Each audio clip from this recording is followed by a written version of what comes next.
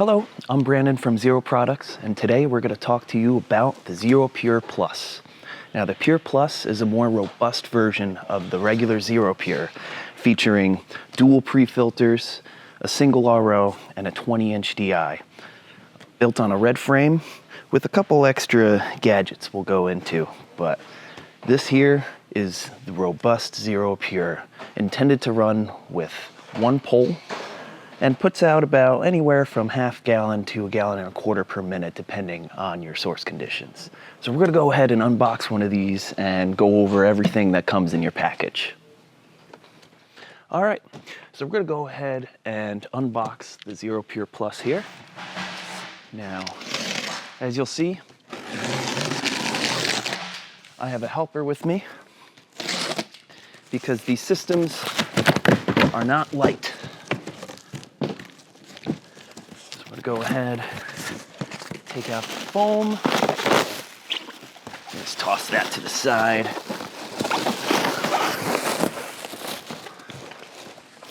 And do the same on this. And now it's safer to lift the system from the bottom handle and have your friend grab the end of the frame to lift it out of the box and stand her up. It's safe, no damage to the system, and no damage to your body. Thank you so much. So we have our Pure Plus unboxed and laying down on the table here, and we're just gonna go into a little detail as to what's going on here. So, much like the XERO Pure, you have a pre-filter stage.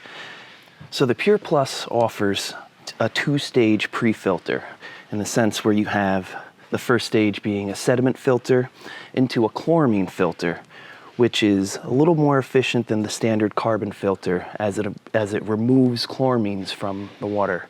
Now, chloramines and chloramine treatments are used in more city applications. So this system is designed to help prevent the membrane from being susceptible to any of those chemicals that it cannot handle. So the Pure Plus is a little more robust in that aspect. So you have two 10-inch pre-filters that feed into an RO 4040 membrane, which then feeds into a 20-inch resin chamber. Now, one thing that stands out for our Plus systems versus our standard models is they offer a bypass. So if you see this valve here, you have the option to run your RO and DI water for more spotless clean, or you can flip the switch here to only run RO water for for applications that aren't necessarily streak-free, so like solar cleaning, etc. The Pure Plus also has a pressure gauge to monitor your incoming pressure going into your RO membrane, so you can kind of get a gauge of what your efficiency should be. On the opposite side here, you'll find the inlet and outlet are placed on the same side, inlet on top by the pre-filters and outlet below on the black 20-inch housing. We're just going to point out the inlets and outlets here. So you'll notice your pre-filter housings here, and you'll have a swivel garden hose fitting here. You want to hook up your incoming source hose here, and then you have the option of running RO/DI water out your main outlet of the system here through the garden hose male fitting. However, if you wanted to run just RO water, then on the opposite side, you would utilize the valve and hook up your hose to the male garden hose fitting present on that assembly. Now, you want to make sure that you're using the right size hose when feeding your system. A minimum inner diameter of at least 5/8 or 3/4 inch is your best bet. Do not use 3/8 hose to feed your system, as you'll run into issues with flow and possibly TDS, because the filters are unable to efficiently perform. At the bottom of your system here, you'll find a silver garden hose fitting that is your flow restrictor that allows back pressure for the membrane to properly perform, pressurize, and purify. You want to ensure that you always have flow out of your waste valve for performance sake. All right. So we're going to go ahead and talk about the accessory bundle that comes with your system. So starting with the filter wrenches, you'll have a small filter wrench which is intended to open and close your pre-filter housings, the clear housings, and then a large filter wrench that you'll use for the black 20-inch resin chamber. Each system comes with a TDS meter. This is how you measure the incoming solids that are present in your water, and also to measure how many solids were removed from the purification process. So this meter is your best tool to measure your parts per million, ppm, for your TDS, total dissolved solids. Next, you'll find a small hose. They come in various colors. It doesn't matter what color you get. They all do the same thing. This is intended to hook up to your waste fitting. Now, your waste fitting is that silver garden hose looking fitting at the bottom of your RO housing. So you'll want to hook up your waste hose to the bottom there when you're running your system. This is just to guide that waste discharge. You'll find a tube of magic lube. Now, magic lube is intended to use for any sort of O-ring to help lubricate and seal more efficiently. So anytime you're changing your filters, you change out a cartridge, and you'll notice a small black O-ring, which we'll go into detail a little later. This is intended to lubricate that O-ring for a better seal. Next, you'll find a packet of RO Guardian. Now, RO Guardian is intended to be mixed with water and used for either winterization or long-term storage of your system. So if you're not going to use your system for more than 2-3 weeks and you want to protect your RO housing from any sort of microbial growth, any bacteria from sitting water, this is your best friend. There's a QR code on here to understand a little bit more about this product, but every system comes with a packet. Last but not least, your best friend, the manual for the system. Now, there's important information here regarding parts, regarding maintenance, QR codes, and warranty. So I highly recommend taking a look at the manual provided with your system to kind of get a little more familiar with what you're working with. While owning the system, you may come across either a damaged fitting or a part that needs replacement, which we offer replacement parts on our website. So I'm going to go into a little detail as to how to work around the system, how to move certain parts without taking apart too much, while getting a little familiar with the individual components of the system. So first and foremost, you may come across a situation where you might have to take all your assemblies and put them on a new frame. Perhaps it arrived damaged or there was an issue with the wheels. So in that case, we would send you a blank frame with just wheels. And you may ask yourself, how am I going to take all this and put it on the new frame? So simply first, you want to make sure you remove all your filters. Gives yourself a lot of room to work with. It's also very helpful to have a table. But if you're working in your garage, that's fine. So have our system laying down here, all our filters out, and we're going to take our housings off in a few simple steps. First and foremost, disconnect your hoses. You'll want to pull on the blue end of the push fitting while pulling opposite with the hose. Sometimes it requires a push in and a twist, and the hose will be disconnected. Now we're going to go ahead and remove the RO housing from the frame.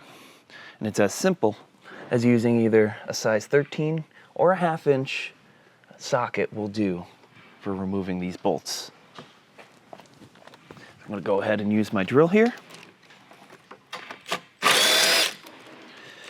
And the strap will come right out. Now, because we have our hoses disconnected, this housing is now free to remove.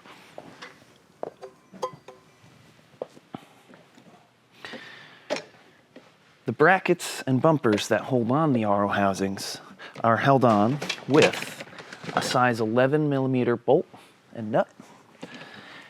And on top, you'll find a 3/16 Allen key. Go ahead, do a quick swap.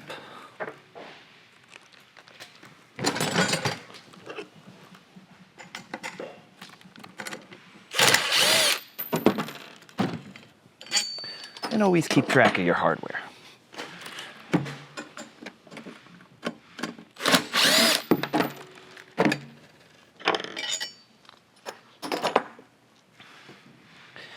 And now all that's left is the DI pre-filter assembly, which may be an assembly that you have received that you may have to replace. So when removing this assembly, you'll want to make sure you start with the bottom bolt.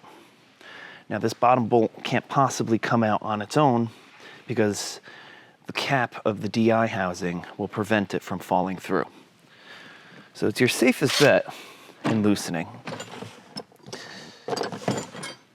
So take a size 11,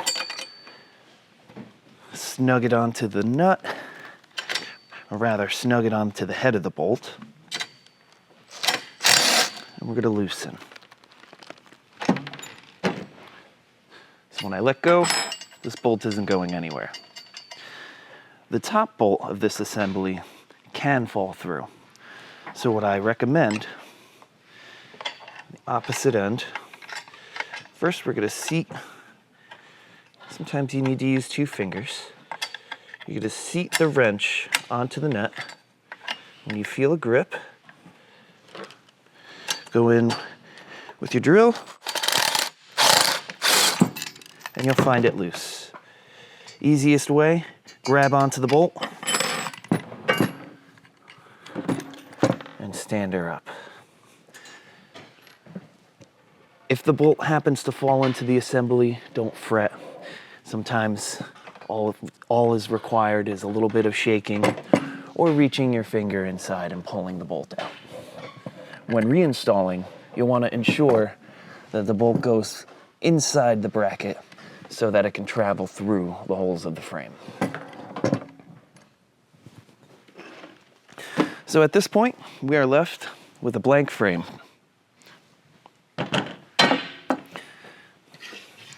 So now we're just going to put everything back together, starting with the DI pre-assembly. Now you'll notice I am supporting this bolt with my finger on the inside. That way I do not lose it. Now you'll want this to go into the bottom holes of the center hole pattern here. And all you need to do is snug the top and let go. Reattach.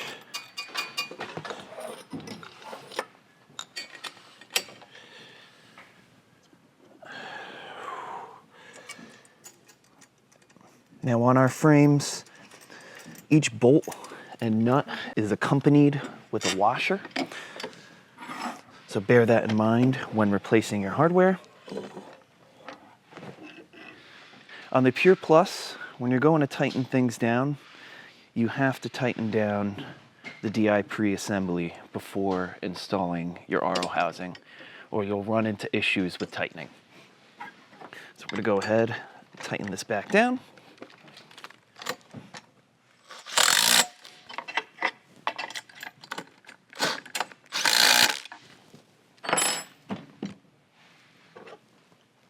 Now we can go ahead and secure these brackets.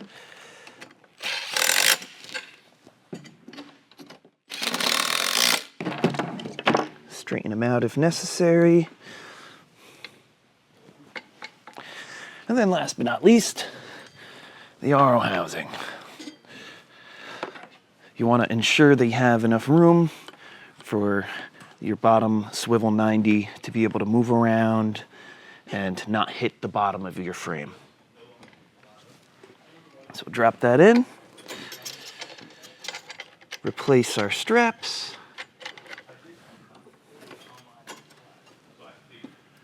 And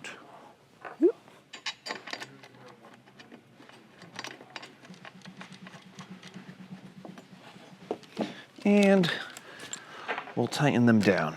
Remember, these bolts are a size 13 or a half.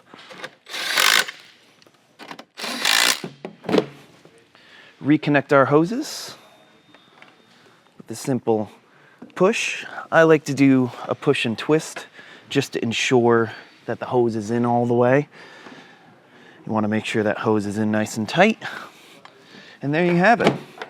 We've successfully taken apart and put back together XERO Pure Plus.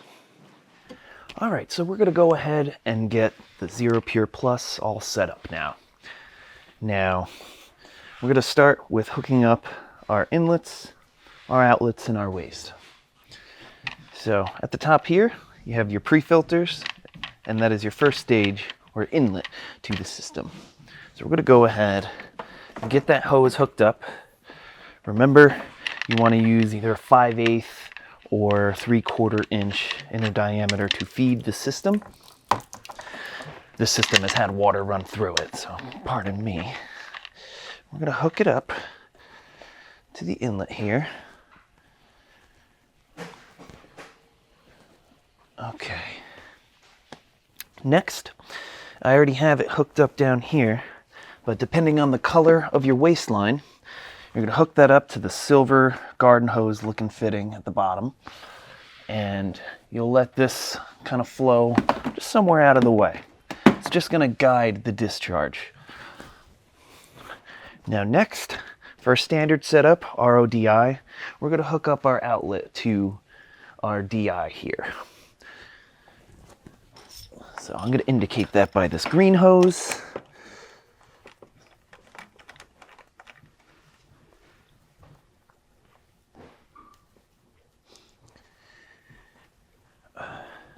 Now, while I'm using this hose for example's sake, I personally recommend using 3/8 hose at this point on the outlet of the system to then feed water towards your water-fed pole. I'm going to route that over here. And since we have a plus system here that offers the bypass to allow just RO water, we're going to go ahead and hook up a hose here for example's sake.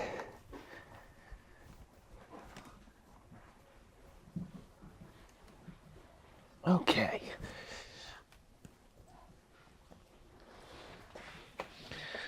Once you have your inlet, your waste, and your outlet of choice hooked up, we're going to go ahead and start running water into the system.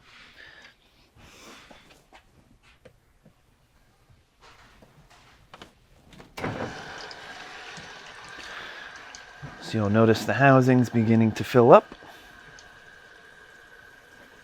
You're going to start hearing a little bit of hissing. Now this housing is beginning to pressurize, water's beginning to move through the RO membrane, and it's going to start permeating, forcing the water through the center, forcing pure water out to feed the forcing pure water out to feed the 20-inch DI, while also beginning to allow that waste discharge I mentioned earlier. Most of the time you're going to see that discharge first.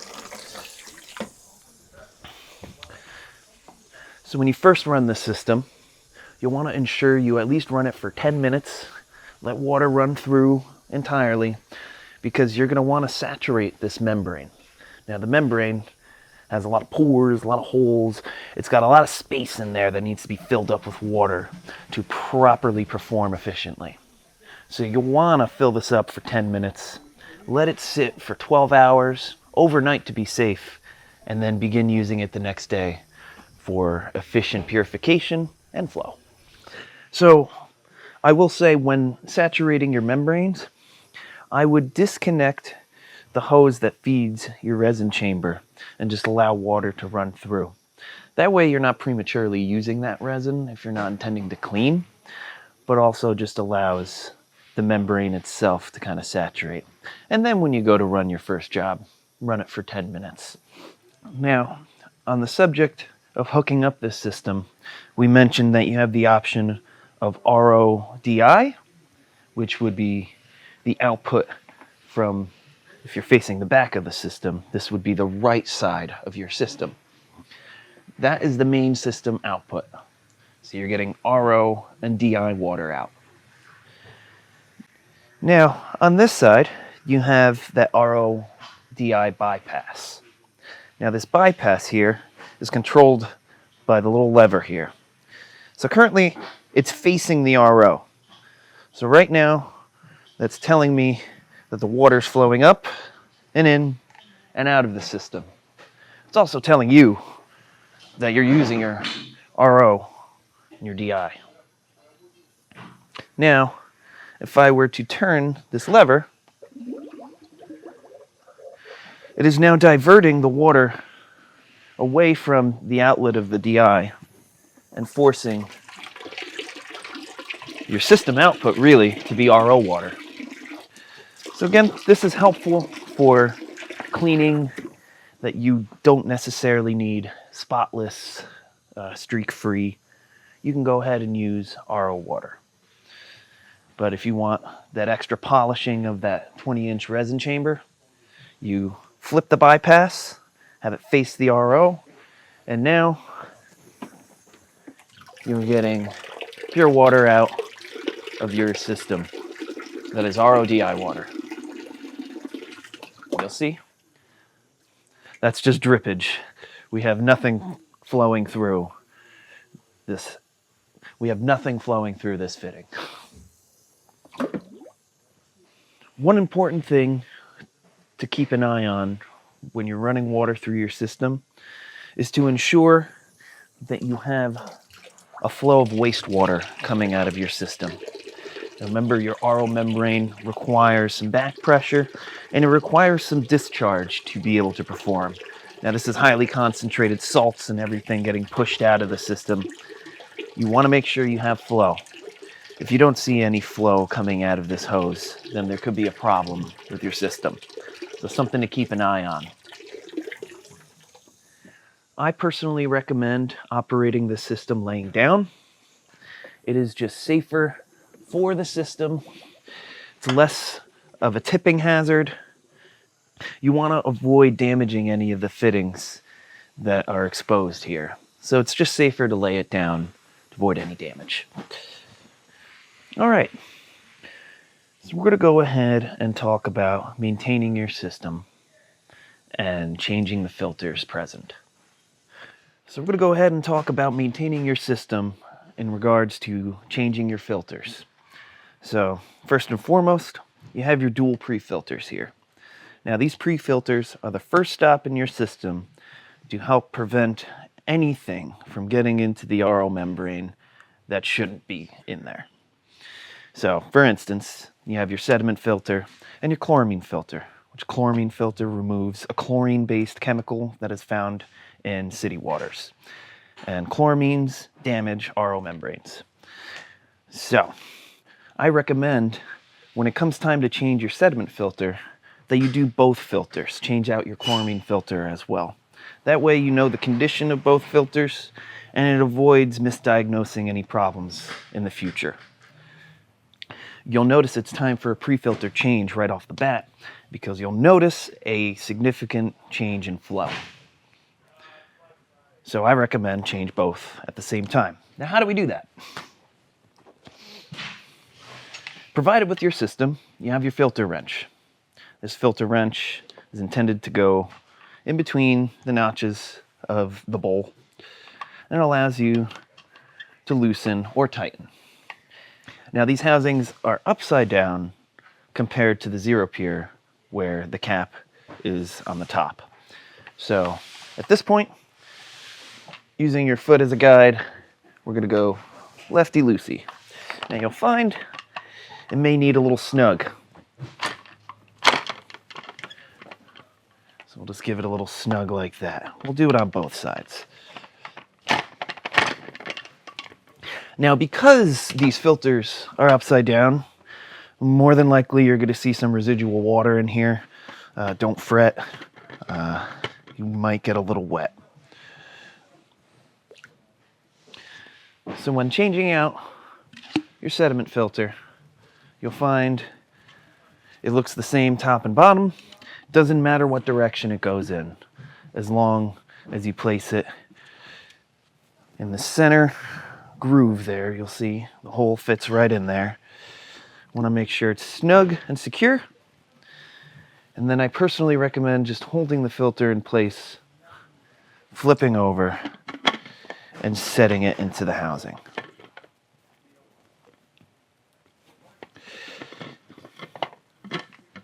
Now with our chloramine filter, you'll notice on both the top and the bottom, there's a rubber seal here. It does not matter what direction this filter goes, again, as long as it goes into the groove.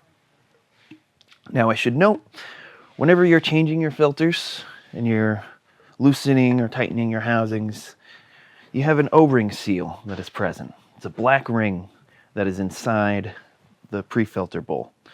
First of all, you want to make sure that the O-ring is present.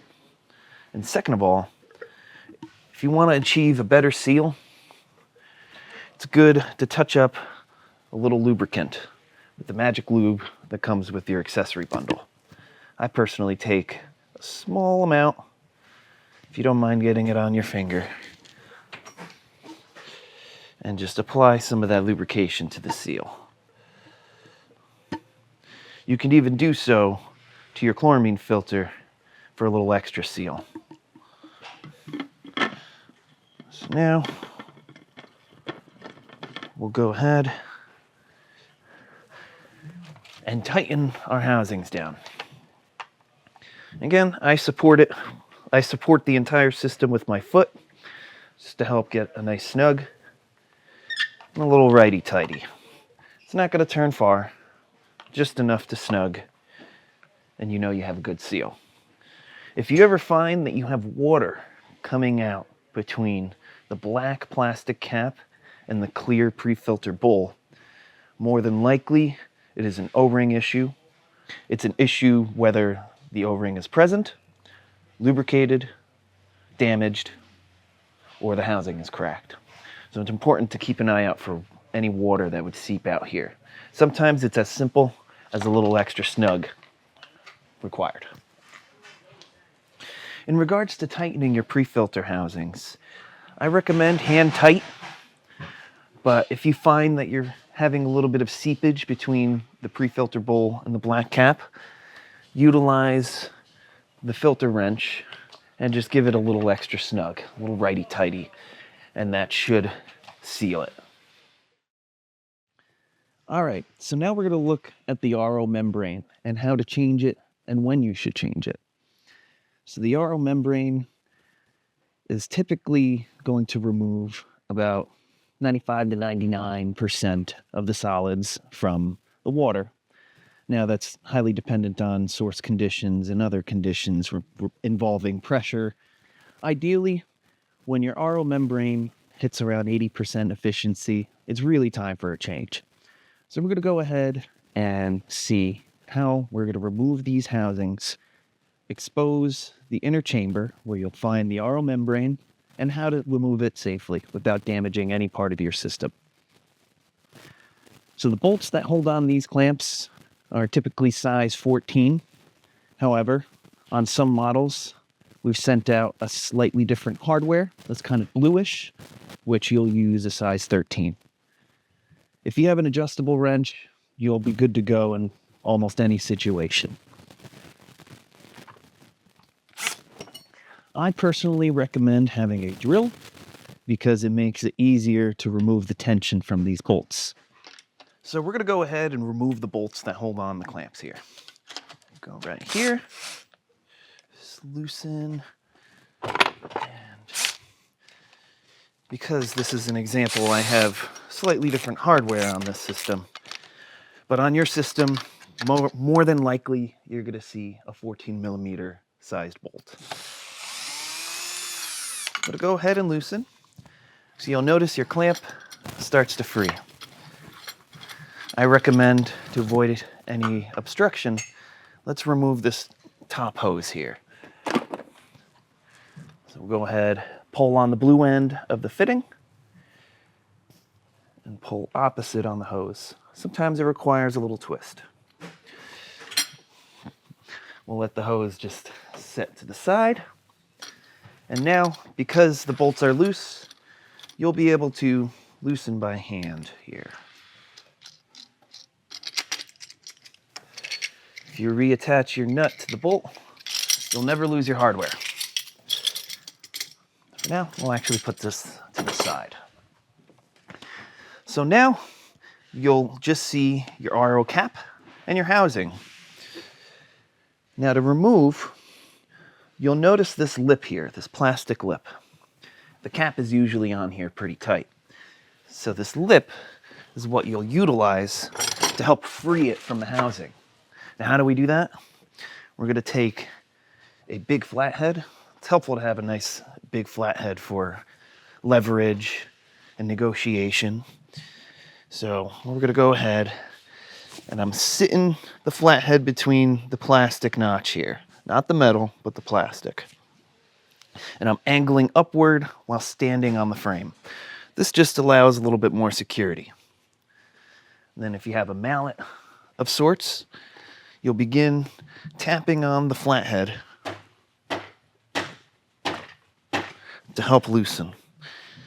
Now, it's not going to come out easily, I will tell you that. You basically want to free just enough space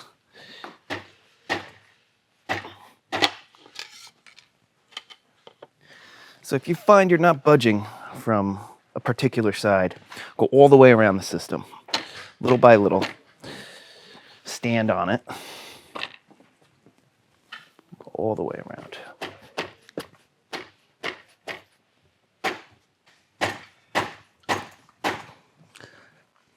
All right, so I was just able to get a tiny little lip.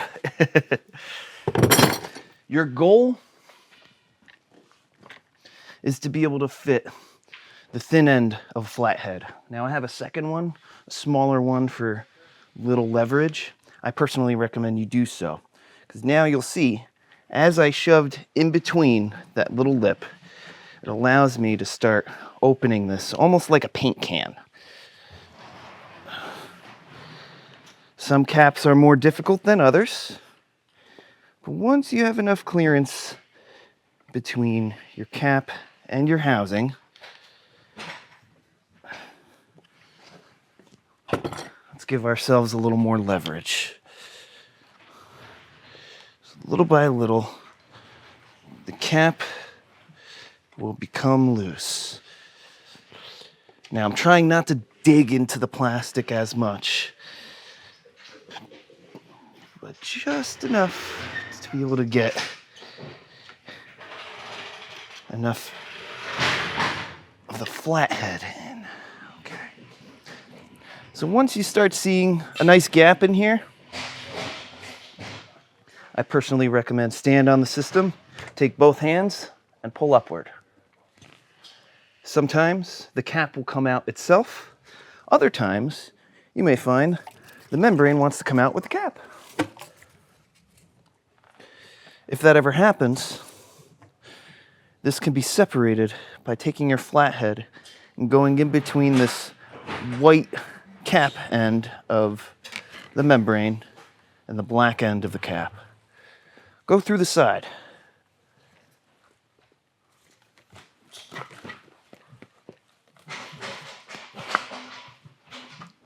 I recommend doing so with the membrane still in the housing.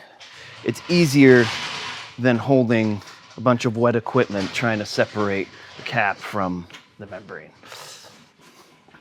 I'm going to take our cap and put it to the side. And now we're going to want to remove the membrane. Now, I have channel locks here. You can use pliers, needle nose pliers. So you'll want to grip from one of these side spindles here. So I'm going to go ahead, grip as such.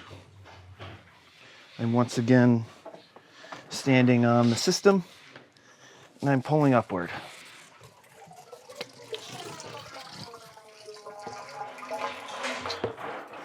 Then take out our old membrane. So for example's sake, we're going to say this is our new membrane. Now all membranes come like so, where you'll have a black seal on one end and then no seal on the other. This is called a brine seal. Now this seal is what allows water to get forced through the center here of the RO membrane. That water is then forced and permeated through pressure to then allow pure water to enter the center chamber, which then exits through the bottom. Most importantly, for a good seal, you want to use that magic lube. So we're going to go ahead and take a little bit. I'm going to do this one-handed. So I'm going to take a little bit of magic lube and only apply it to the brine seal here.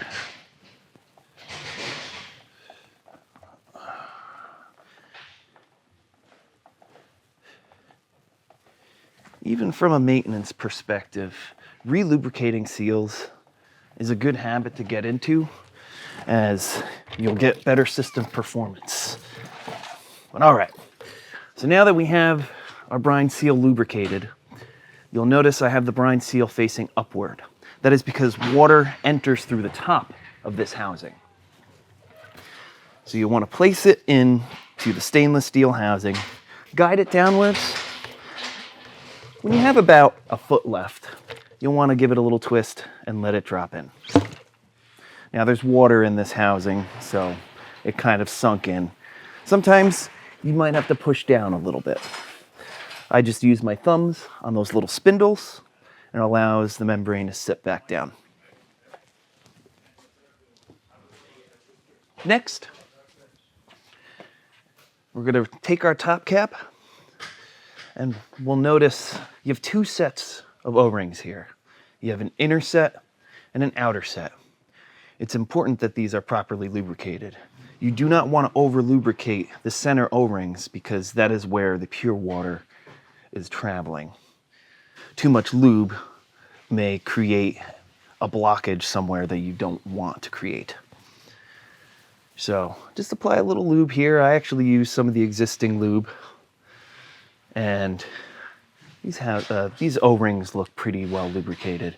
You'll just want to make sure it's nicely lubricated for that seal. Next, we'll take our cap, and you'll go ahead and push down until the plastic meets the metal. At that point, you're ready to start attaching your clamps and close up this housing. So you're going to take your clamp, and you'll notice the plastic lip and the metal lip have the same shape. That is where the clamp is going to wrap around. And when you see you have only a small little black lip here, and the rest of the clamp is around the cap, you know you have a good seal. You do not want to put your clamp like this anywhere here and tighten below this lip. Why? Because the second this pressurizes, this cap is not secure, so it can fly off. You want to make sure you're getting both the metal and the plastic when attaching your clamps. So we'll go ahead and reattach. Take our drill and tighten as such. I have two different sizes. That is just example's sake. Okay, once your clamps are on and secured, you want to make sure that you re-hook your pre-filter hose to the RO inlet. So I'll show you again with the push fit. We're going to push and twist. Make sure it's nice and solid. And there we go. Our RO membrane has been changed, lubricated, and replaced. So the last stop on this system is the 20-inch resin chamber. Now this is the final stop, meaning the final layer of filtration, which could also be bypassed as noted earlier. You'll want to change your resin chamber anytime you see that your ppm is consistently going over 10. It's a good time to change your resin at that point. So we're going to go ahead and show you how you do that. So the resin chamber, unlike the pre-filter housings, is right side up, which means when you're going to loosen the housing, you're going to go ahead and take your filter wrench and you're going to move it clockwise, like the direction of a clock. This will allow the housing to become loose.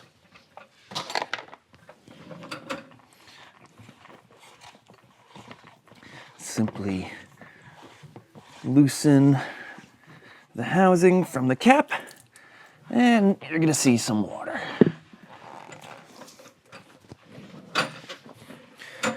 So you'll notice with the DI cap, the O-ring was facing upward, much like your RO membrane.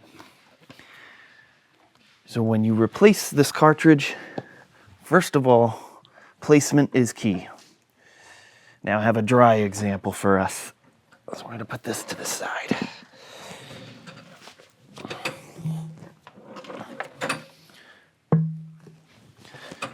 So when you're replacing the cartridge itself, you'll want to make sure that this O-ring gets some lubricant.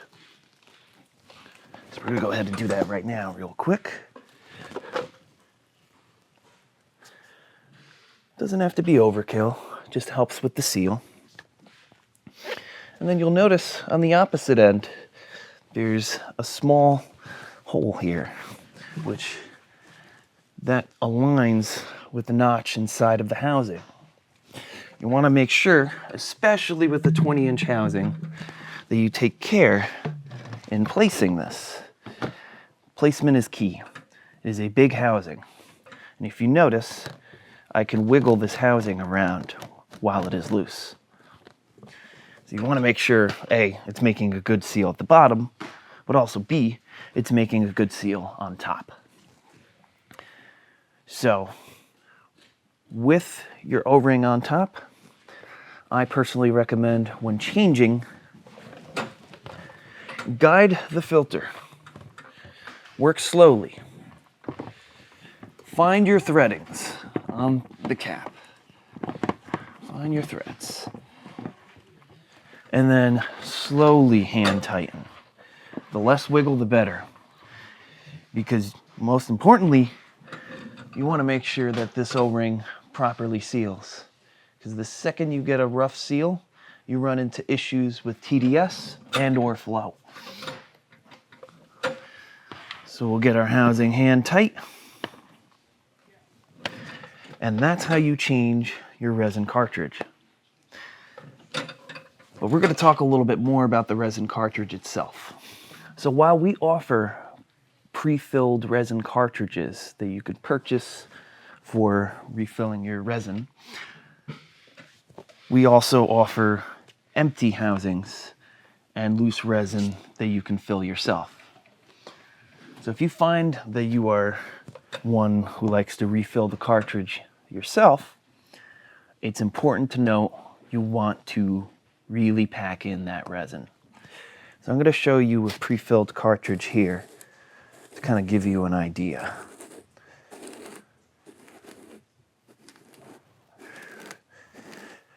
Resin can get very messy, so I'm just carefully opening this.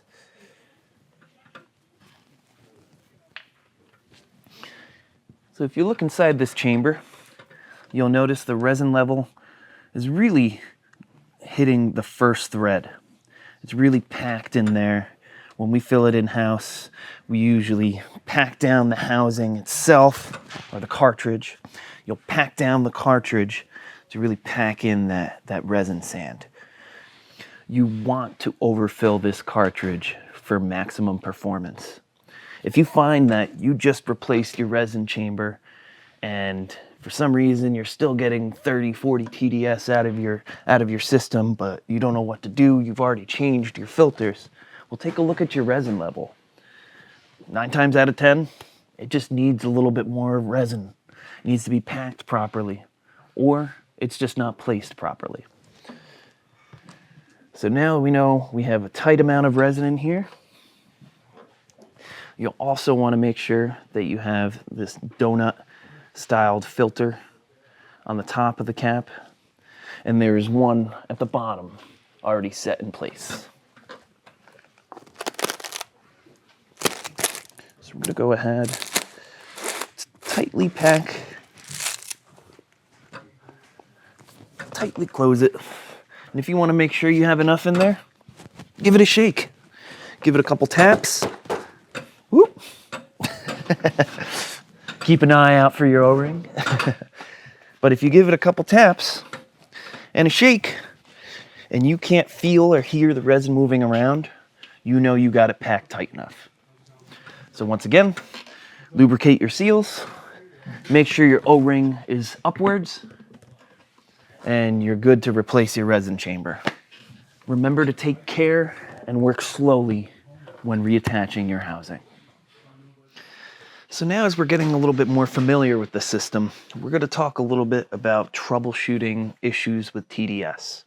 Now, TDS is the measurement of total dissolved solids in your water.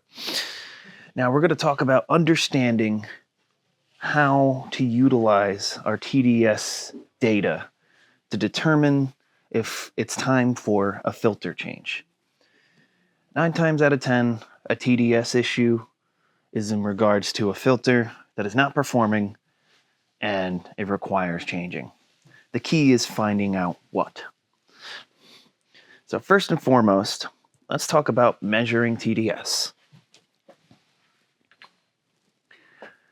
So with our accessory bundle, every system comes with a TDS meter. It's got a simple on and off button and a hold button.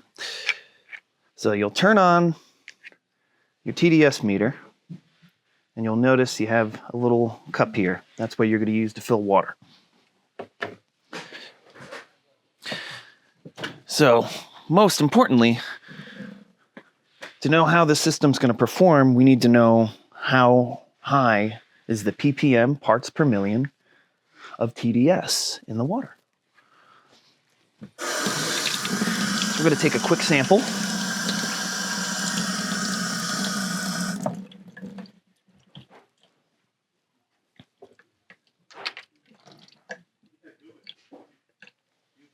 Okay, getting about 84 ppm. That's pretty low, pretty low. I'll take another quick measurement. Hot side. All right, we got pretty low TDS to be working with. All right, so we know that our incoming source in this scenario is 84 ppm. So now I'm going to go ahead and run water into our system. Make sure everything's nice and tight, hooked up and ready to go.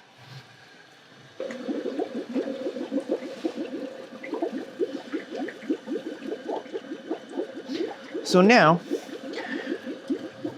we're going to see how efficient is this RO membrane. Quite simply put, that's to see how much of that TDS is going to be removed from the RO membrane. Now, your sediment and chloramine filters are taking out debris and chemicals. You're really going to see your noticeable change from the RO leading into the DI. Now, on this particular model, we have a bypass. So, measuring your RO is actually kind of easy. You don't have to disconnect any hoses. However, some of the older models of Plus systems, you'll notice just an inlet without a bypass. At that point, you measure from the push fit 90 that is sticking out of the DI.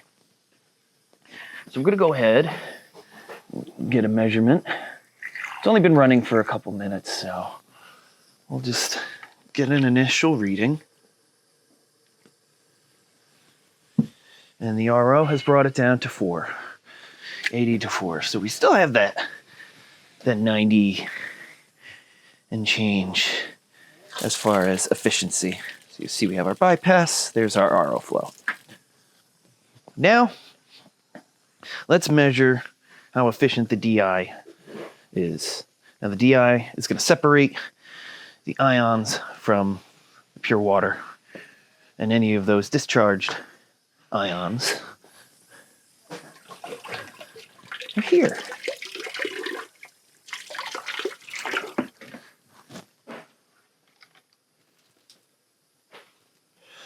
and brought it down to 1 ppm.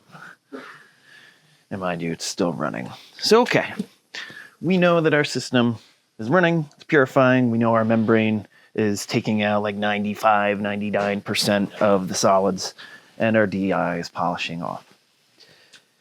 Now, you may find that your system is putting out 20, 30 ppm, and you're trying to figure out, oh no, something's wrong.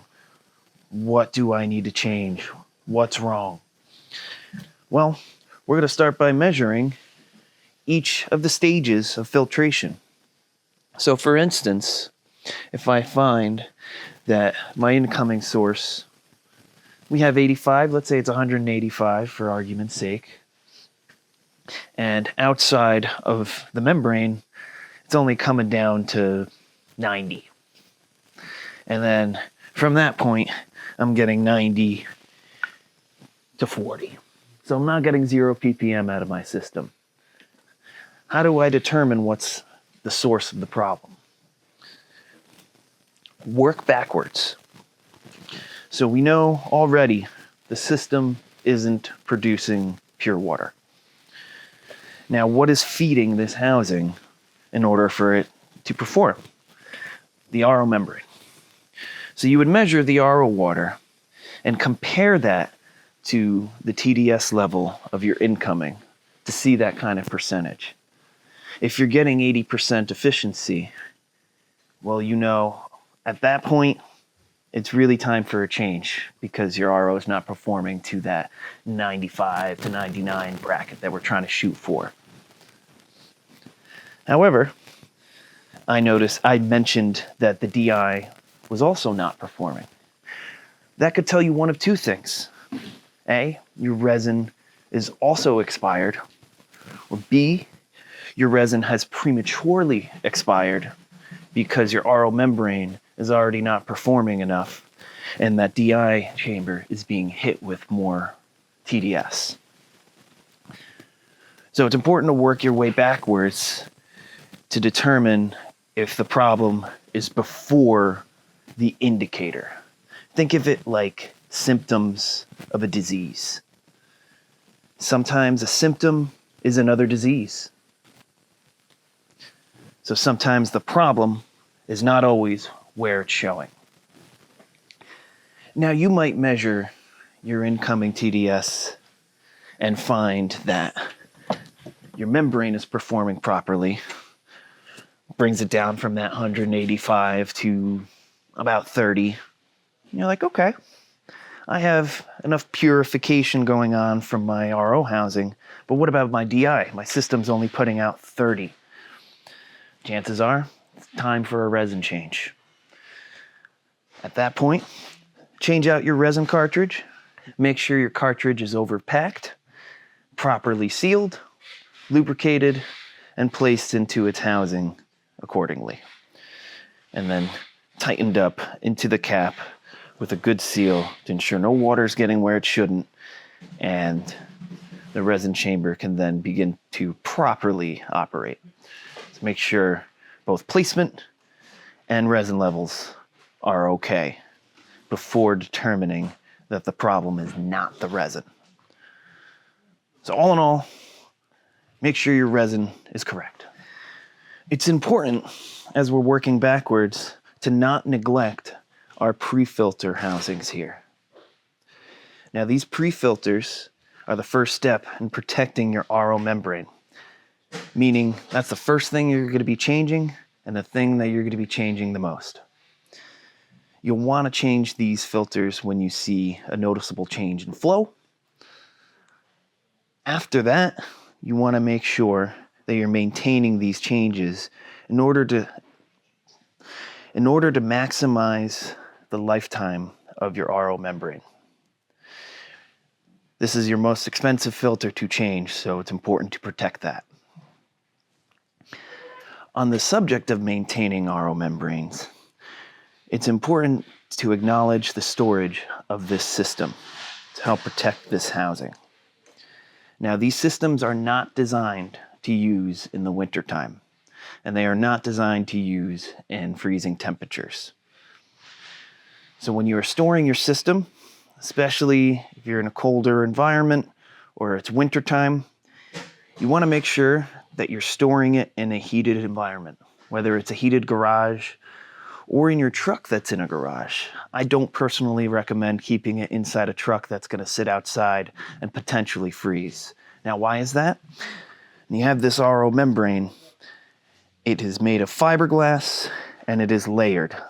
And there's a lot of perforations inside. And with heat and cold, it can expand and contract. And that can cause the internal structure to crack and cause issues in lacking purification or lacking flow. So it's important while you're taking care of this membrane as far as filter changes, that you're taking care of it environmentally. So with that being said, never let your system freeze. If you fear that your system has frozen, run some diagnostics, run water through, see if you're achieving the flow that you're looking for, and see if you're getting the purification that you're looking for by testing each stage of your system. Another thing to acknowledge as far as storage is that this RO membrane is in a closed steel housing, meaning water has nowhere to go after it's not in use. And stagnant water leads to bacterial growth. And you don't want to see microbial growth inside of your RO membrane. Why is that? Well, first of all, your membrane's not going to be efficient. You're going to run into issues of flow because the bacteria and those spores are going to clog up that perforation that's inside this housing. So you want to make sure that no bacteria can grow in stagnant water. And that is where the RO Guardian comes into play. So this RO Guardian powder is a powder used to help winterize your system or prepare it for longer term storage. And that longer term storage, I'm talking 2-3 weeks of non-usage. You don't want to risk any sort of bacteria ruining this expensive filter. So as far as wintertime goes, you'll take this packet, you're going to mix it with water, disconnect your inlet to the DI so none of this water travels into the resin chamber. And you'll want to pour slowly this mixed liquid into the RO cap. Obviously, you'll remove the cap and clamps again to expose the membrane. And you'll pour in almost like you're pickling this membrane. Once you've done so and filled it to the top, you're good to close it off and store your system for either a long period of time or winter time. Maintaining your filter changes as well as proper storage will maximize the lifetime of your RO membrane. So make sure you keep up with all of that. So now we're going to talk a little bit about issues you may come across in regards to flow. Now, first of all, let's talk about the system expectation. So this system can perform anywhere from about a half gallon per minute to 1.25 gallons, maybe a little more, but all of that is hugely dependent on your source conditions. Now, what do I mean by that? Now, your source is the spigot that you're hooking up to supply water to your system. Now, that may be a residential home with well water. It may be a city complex with a lot more water pressure, different chemicals inside. Your flow is going to depend on a couple factors. It's going to depend on the size of the hose feeding your system, the temperature of the water, even the temperature of the ground at that point, but we'll go a little more into that. So temperature, hose diameter, and of course, how many gallons per minute your source can produce. Now, all of these things can be measured. An easy way to measure flow is simply Get an appropriately sized measuring bucket. Now here I have liters and milliliters. You could always convert that using a phone or the internet to gallons per minute if you choose to measure as such. So what you would do is, depending on how much flow of water you're getting out of your source, if it's a high amount of flow, I would test for 30 seconds and see how far the bucket fills up. And then multiply that result by 2. That'll give you how many liters or gallons per minute, depending on how you measure.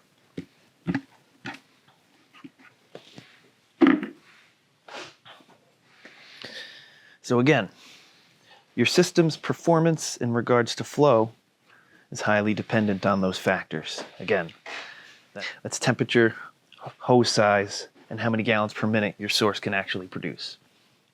You may find that your source pressure isn't sufficient enough for your system to perform, at which point I would recommend using a booster pump.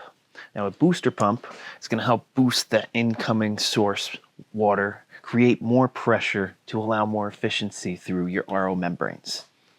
So bear in mind that some of these circumstances can affect your system's performance when you're going job to job, and it may not be an indication that there's an issue wrong with the system, but rather something to do with the setup. Again, pay attention to your inner diameter of your hose.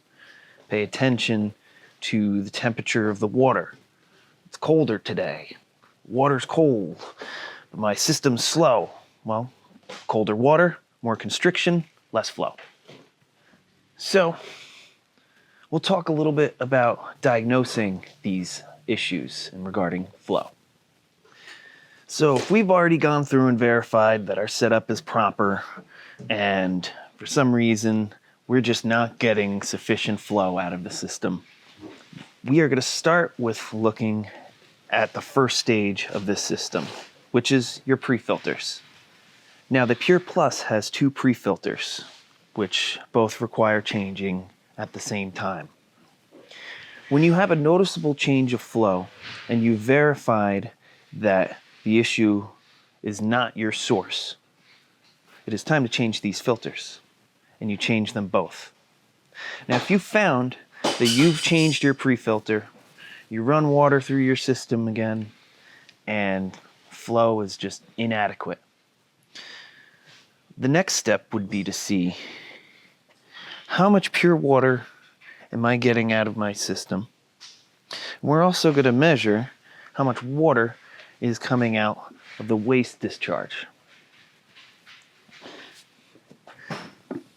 This can be done using 2 different buckets, and in either a minute or 30-second time span, you'll take both your output and your waste and you measure them at the same time for either 30 seconds or a minute. And then you'll compare results.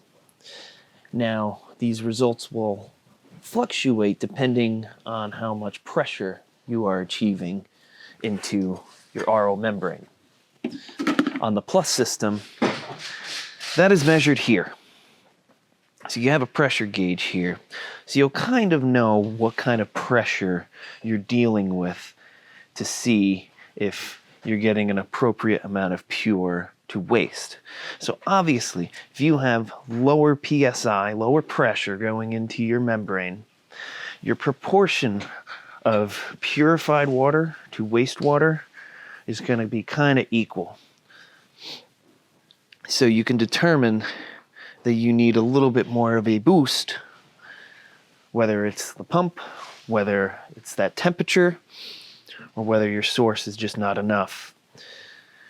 You'll be able to measure an appropriate amount of pressure required for this membrane to perform. On average, you're going to see around 40 psi from a well. And at commercial jobs, more than likely you're going to see more pressure coming out of the spigot. So again, your performance will vary. If you've determined that your waste fitting at high pressures is putting out a significant amount of wastewater compared to pure, it may be an indication that the restrictor has failed. Now, that is a flow restrictor, which regulates flow at about 0.25 gallons per minute. If it exceeds that due to high pressure and long periods of usage, and eventually the restrictor fails, you'll notice a high amount of discharge versus pure water. At that point, it's time to change out the flow restrictor. On the opposite end, you may find, as you're running water through your system, that your flow restrictor is not allowing water through. In fact, it's completely blocked off. That may indicate that either some debris, some discharge, or silicone has built up in the restrictor, which would mean it's time to replace the fitting. RO membranes are designed to run with restriction to create back pressure and allow proper purification and flow. So it's important to get familiar with how this waste discharge behaves. Now, on the subject of flow, you'll be able to determine on a plus system with this RO bypass exactly how much flow you're getting straight from the RO membrane before it even hits the DI.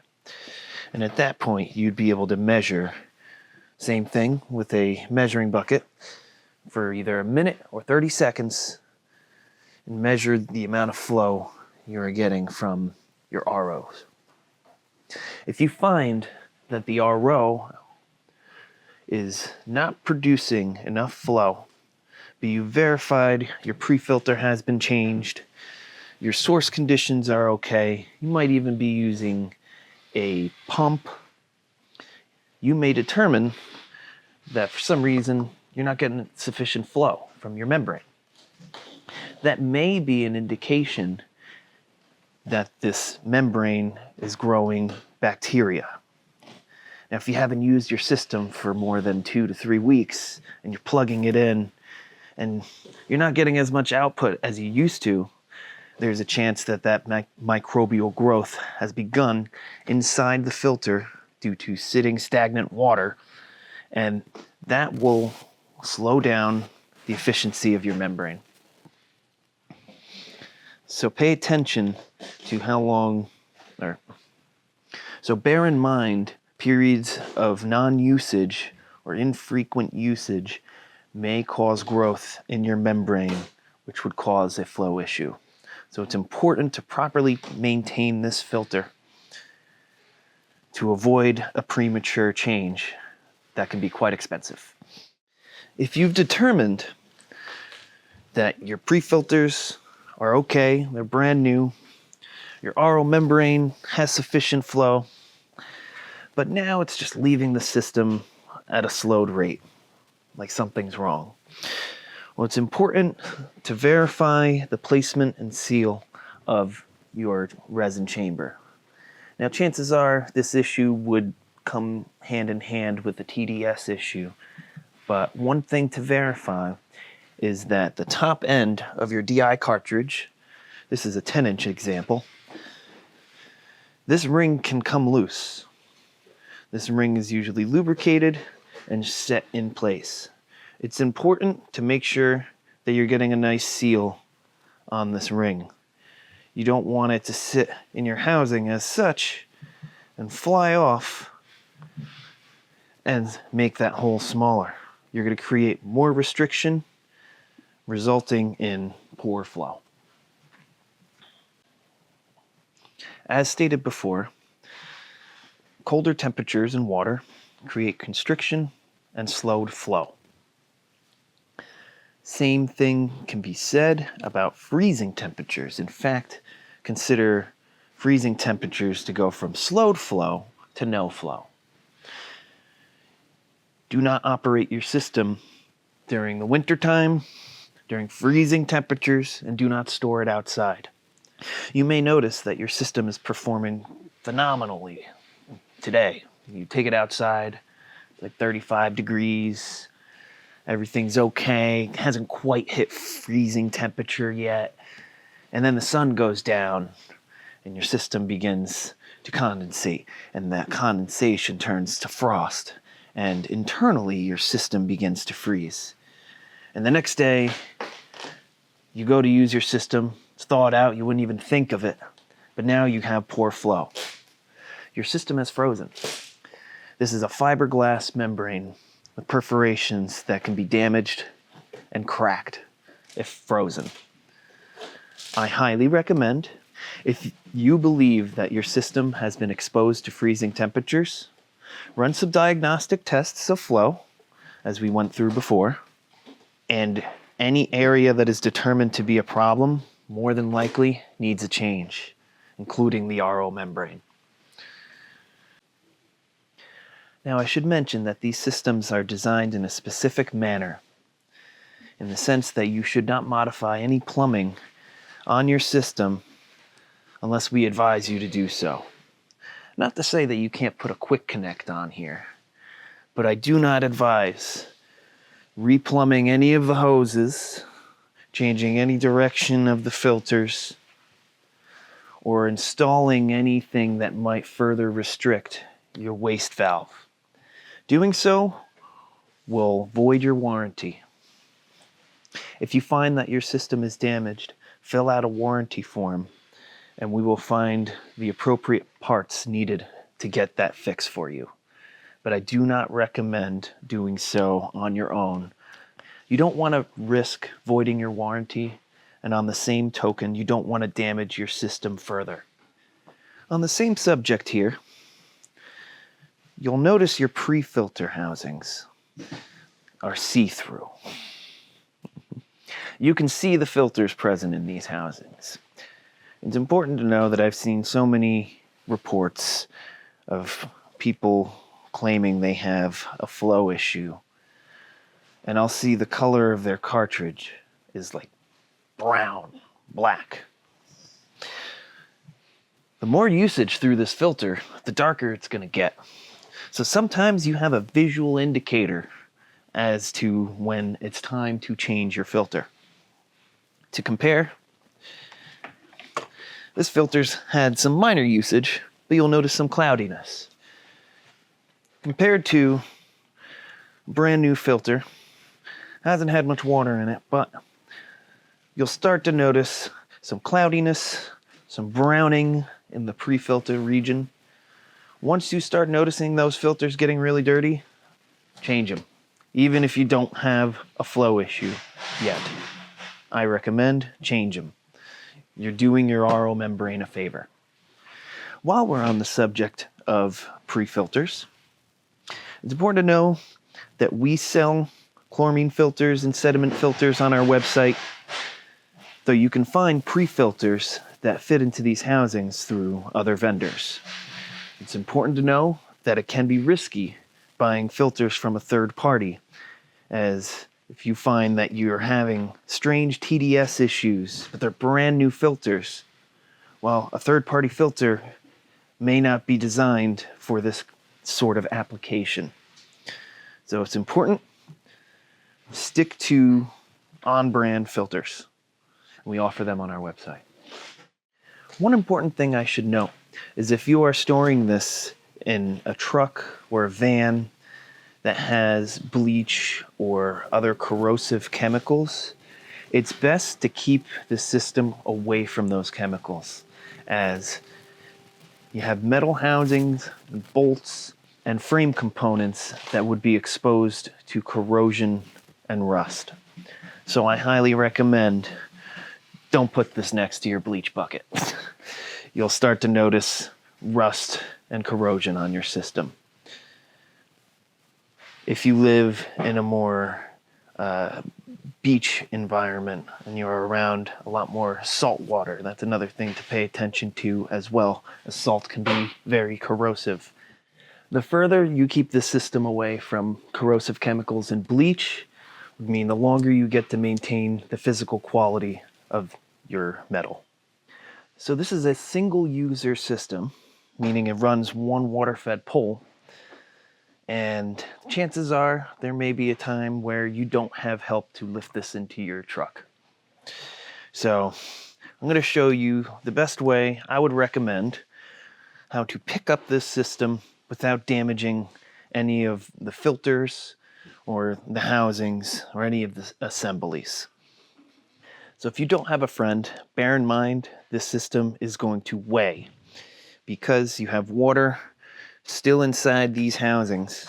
So that water weight is going to add significantly to the weight of the system. So I'm right-handed, so my strong arm is my right hand. So I'm going to put my right hand in front of the handle. Now I'm going to lean the system downward. You never want to grab from any of the brackets here. So now my left hand is going to go in between the frame of the system and the 20-inch DI. Again, never grab from this DI housing. And then, like a baby, we're going to pretend like we have our big pickup truck here.